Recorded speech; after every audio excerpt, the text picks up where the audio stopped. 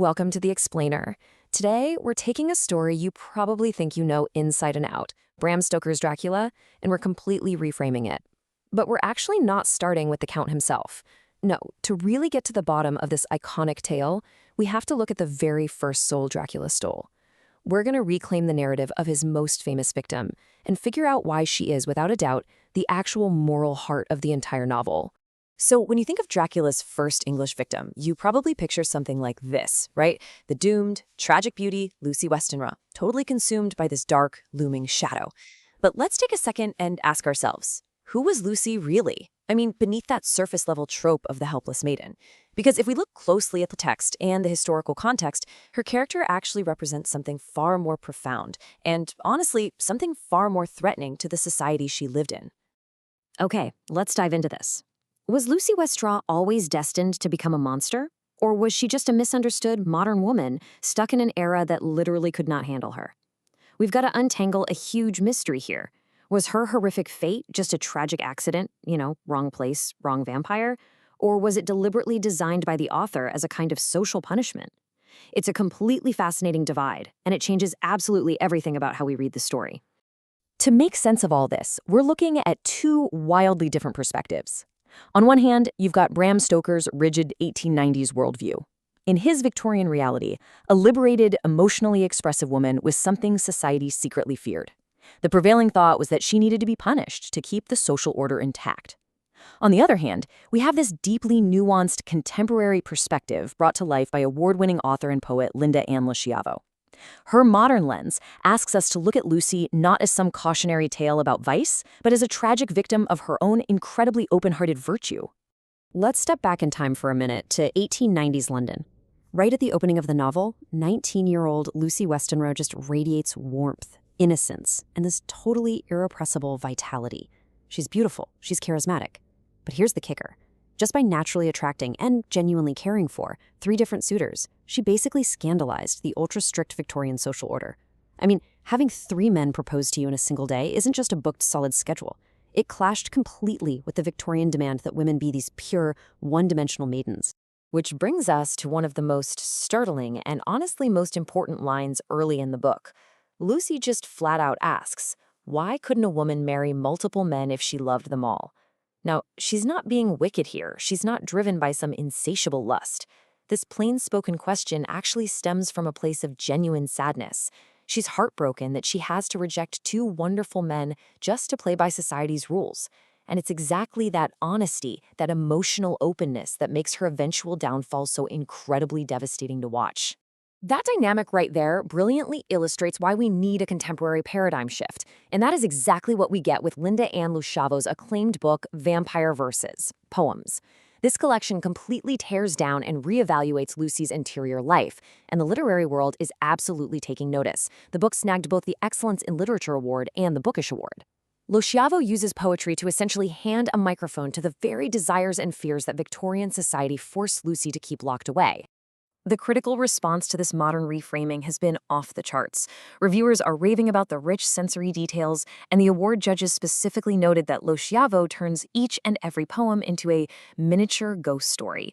It's the kind of book that totally resists easy, wrapped-in-a-bow conclusions. Instead, it offers mood, deep resonance, and this thick atmospheric mystery that actually honors how complex these characters truly are. Now, what's really interesting about this is how perfectly LoSchiavo captures Lucy's internal tug-of-war in the poem titled Lucy Westenra, Somnambulist. The whole piece revolves around that impossible choice of picking between 3 men. Lucy confesses that her exquisite fantasy is caged, unvoiced, restrained. Because she has to relentlessly suppress her true self while she's awake, those desires inevitably spill over into the dark. She writes, "Somnambulist I am, as father was. My sleepwalk self encountered entities." It just so perfectly captures a woman whose honest feelings are totally forbidden in her shallow daytime life, which leaves her nighttime mind running wild.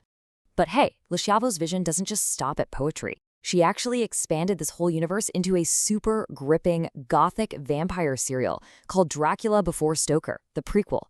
This serial takes us way deeper into the untold history. It explores all the silent bargains of that era, and most crucially, it finally gives Lucy, the nocturbulist, the sleepwalker, her own undeniable agency and a powerful voice. And this is all happening well before Jonathan Harker ever packed his bags for Transylvania. To give you a real sense of just how evocative this prequel is, let's step straight into one of Lucy's diary entries. It's dated Friday, March 24th, 1893. She wakes up absolutely terrified, writing that it all felt like a nightmare. Except, well, she's staring right at the undeniable evidence of dirty soles and her mud-splattered nightdress. She realizes she's been gone for about half an hour, taking a literal midnight stroll completely barefoot, and the mud on her hem? It's this chalky gray dirt, the kind specific to the old stones and wet cypress of Highgate Cemetery. Through this diary, we get an education on some pretty uncomfortable truths about the 1890s. The spiritualist movement was totally sweeping the upper class at the time, bringing horoscopes and the occult straight into London parlors. In her entry, Lucy remembers her aunt warning her about this old Romanian folklore. Apparently, Friday, or Ginnere, is considered a highly inauspicious day. It's sacred to the deity Parashiva, who does not mess around when it comes to punishing infractions. So Lucy is sitting there, shivering in her room, wondering if she's unwittingly made some kind of silent, dark bargain. Trying to calm her shaking hands, Lucy pours herself a glass of Slivovitz. That's a damson plum brandy given to her by a Romanian astrologer named Angel Sterian. She starts recalling his horoscope reading for her, which is literally still lying open on her desk. He had warned her, straight up, that she was highly susceptible to influence. His exact words? The man who is most invested in possessing you is an aristocrat used to accumulating companionship and riches, crushing rivals' centers of power, and then exploiting power to feed his primitive impulses. Talk about a red flag. And right then, we hit the absolute chilling climax of her diary entry. Still shivering from this deep, settling cold beneath her ribs, Lucy starts to undress, and that's when she finds something caught in the lace of her collar, a feather. But we're not talking about a pigeon feather here. It's long, jet black, glossy, and completely undamaged.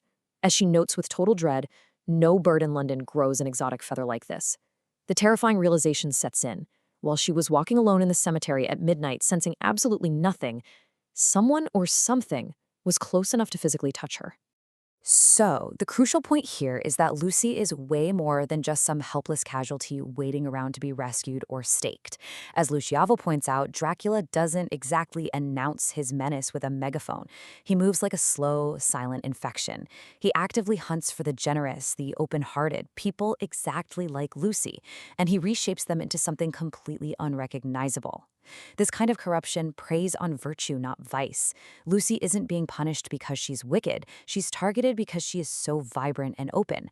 Her transformation is the ultimate heartbreaking showcase of exactly how invisible corruption operates.